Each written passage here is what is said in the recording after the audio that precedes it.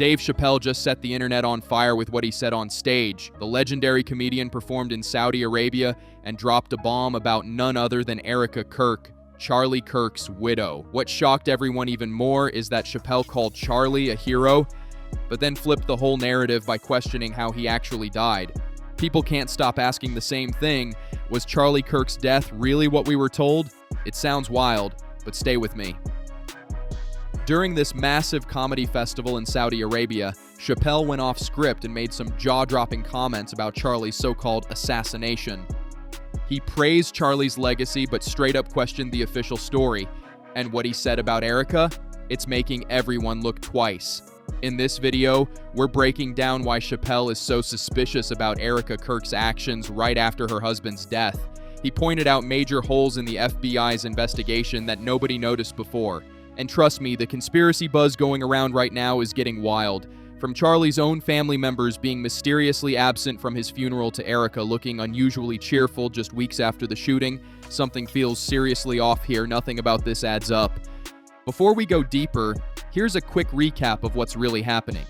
Charlie Kirk, the conservative activist and founder of Turning Point USA, was tragically killed on September 10, 2025.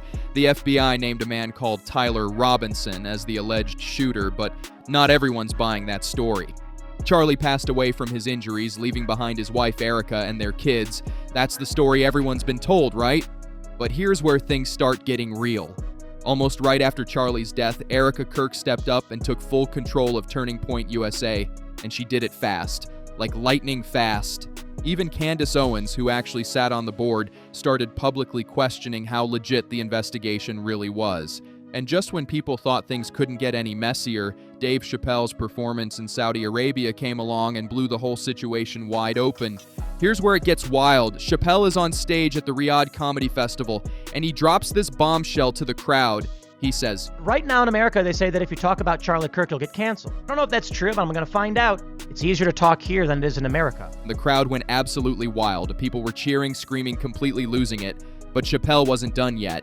He took things to another level when he said it's actually easier to talk here than in America. Let that sink in for a second. He's claiming he has more freedom to speak his mind in Saudi Arabia than in the United States. That's a massive statement to make, especially coming from someone like him. Then, another clip started blowing up online. Chappelle was talking about heroes in a nation and how powerful elites take out anyone who refuses to play by their rules. He said he respects Charlie, no doubt, but it's crystal clear he's questioning what really went down. Of course, not everyone was thrilled about it. Political YouTuber Tim Pool came out swinging, blasting Chappelle for being a hypocrite, saying he's trashing America while cashing massive paychecks from Saudi Arabia. And honestly, that's a point people can't just ignore. The issue is that Dave Chappelle took money from Saudi Arabia while criticizing America, and that is... Tim actually brought up something super important. He reminded everyone that Chappelle had to negotiate with Saudi officials before even stepping on that stage, agreeing on what he could and couldn't talk about. So when Chappelle claims it's easier to speak in Saudi Arabia than in America, that doesn't sound like the full truth, does it? I'm just so sick of this, because homie had to negotiate with Saudi Arabia on what he'd be allowed to talk about. Get this. Tim dropped a bomb of his own.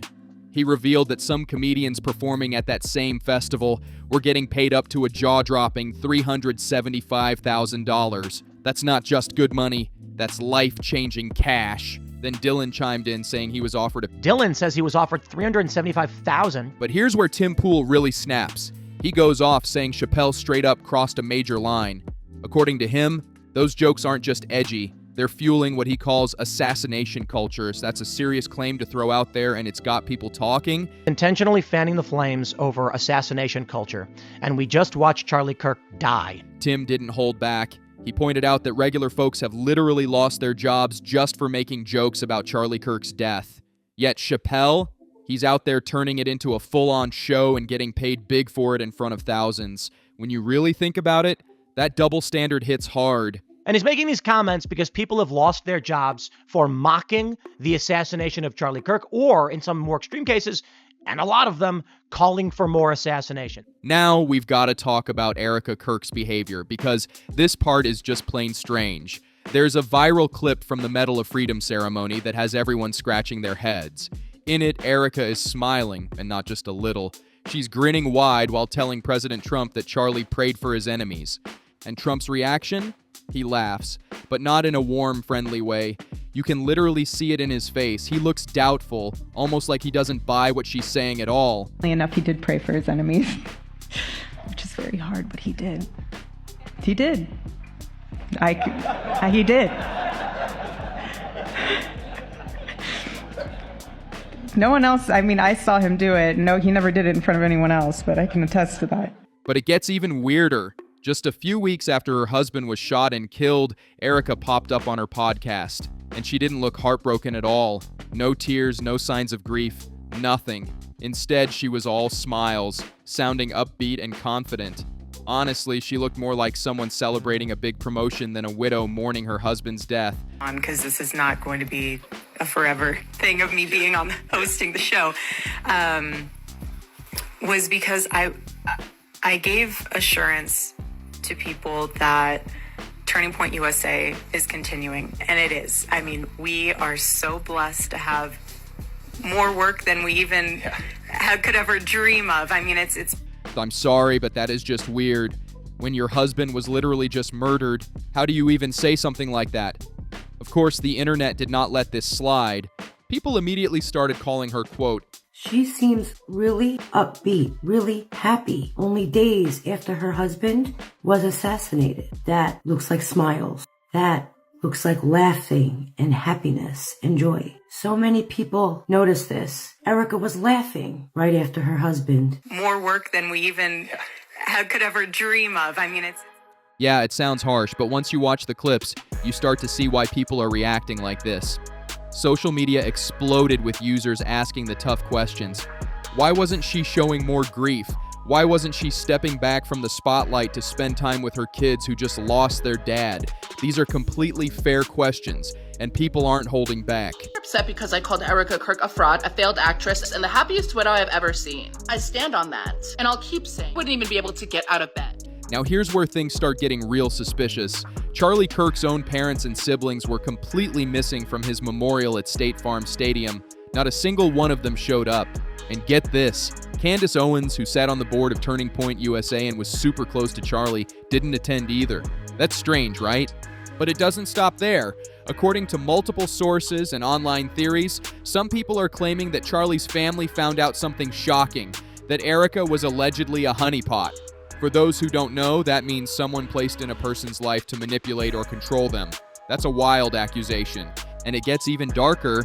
There are claims that Erica actually blocked Charlie's family from attending the funeral altogether. Apparently, she didn't want them there at all. If that's true, that's beyond unbelievable. The only time Charlie's parents have shown up publicly since his death was at the Medal of Freedom ceremony with President Trump. And that was it. One single appearance. Since then, nothing. No interviews, no statements, total silence. Don't you think that's strange? When someone dies in such a public and controversial way, their family usually speaks out. But in this case, it's been absolute radio silence. Meanwhile, Candace Owens hasn't stayed quiet, and what she's been saying about this whole situation is explosive. Candace Owens completely skipped Charlie's funeral, and her reason left everyone stunned. She straight up said the entire thing was organized by the feds. She didn't trust it one bit and believed the whole event was some kind of setup. Candace went all in, accusing the FBI of pushing fake info about who the real shooter was and what actually went down that day. She even brought up a solid point about the cameras. Utah Valley University has over 1,000 cameras across campus, yet the only footage the FBI released was grainy and blurry beyond recognition. Why wouldn't they release the clear footage if it exists? Then things got even wilder. Candace said she personally asked to see the footage from Turning Point's tech guy who was there that day, and according to her, what she found raised even more questions. She claimed that Tyler Robinson, the alleged shooter, was never even on campus. Tyler's still saying he's innocent, and Candace insists his dad never turned him in, totally opposite of what the FBI claims happened. The official story is falling apart more and more the deeper people dig. And get this. Instead of attending Charlie's funeral, Candace said she stayed home listening to Kanye West music because she refused to take part in what she saw as a Fed-run event. Now even Tucker Carlson has jumped into the mix, and he's not holding back. He's demanding full transparency from the FBI, saying if the investigation isn't completely open and honest, then it's just not acceptable. He's going straight for answers, no hesitation. Now here's where things take a shocking twist. FBI Chief Kash Patel just announced that they're expanding the investigation, and get this, they're actually digging into several conspiracy theories themselves. That's not something the FBI normally admits to doing. They're reportedly looking into wild details like the bullet's angle, possible accomplices, strange hand signals caught on video, secret Discord chats, and even visitor logs from the days leading up to the shooting. The craziest part? The FBI officially admitted they're treating these conspiracy theories as possible leads. When has that ever happened? Usually they shut this kind of stuff down immediately, but now they're hinting that some of it might actually be true. People are furious because Utah Valley University has over 1,000 cameras, yet all we've seen is that same blurry footage. Why can't they release the clear video? What's being hidden here? Even Tucker Carlson said that if the FBI doesn't do a full, honest investigation, people should go absolutely bonkers. And honestly, it's already happening. Folks are losing it over how shady this all looks. Here's all I'll say. If the FBI and the authorities in Utah end this investigation by declaring Tyler Robinson a lone gunman with no accomplices whatsoever, without having done, a truly exhaustive investigation, go bonkers. They should go bonkers and absolutely demand it, because this is too much. All right, I know these next theories sound wild, but just hear me out, because a few of them really make you stop and think. There are claims floating around that Turning Point USA booked State Farm Stadium all the way back in May 2025, months before Charlie Kirk even died. Why would they reserve a massive stadium for a memorial before anything had even happened? If that's true, that's seriously suspicious. Then things take another strange turn. People discovered that Erica allegedly worked for the Corcoran Group, a high-end real estate company that reportedly had ties to Jeffrey Epstein's properties. Now, that doesn't prove anything by itself, but it's definitely raising eyebrows. Another theory making waves is that Charlie was sacrificed after turning down a staggering $150 million from Israel. That's an enormous sum to reject, and some folks believe that refusal might have cost him his life. And this next one, it's straight up bizarre. Some people are questioning whether Charlie and Erica's kids even exist.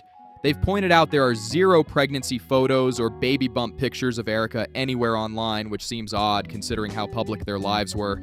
Even Jaguar Wright jumped in, asking some sharp technical questions, like how on earth a bulletproof vest could have caught an exit wound. That's a detail that just doesn't seem to make sense. He had a bulletproof vest that might have caught the exit, really? That's interesting. That's definitely an interesting point of view. But what kind of bulletproof vest are you talking about? Because usually bulletproof vests, they cover your front, they cover your back. There's points of vulnerability on the sides usually. I haven't seen too many. Was he wearing like hardcore Kevlar? Like fully body casted? That's wild. Nobody mentioned that yet. Military grade. He was wearing military grade.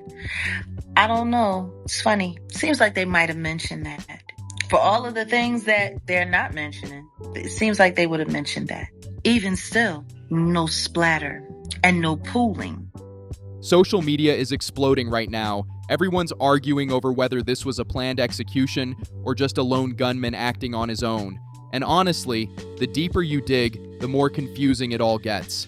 There are so many unanswered questions flying around. So here's what I really want to know. Do you think Dave Chappelle is right to question the official story? Was Erica Kirk's behavior actually suspicious, or could it just be her own way of grieving while the internet jumps to conclusions? Let me know what you think in the comments below.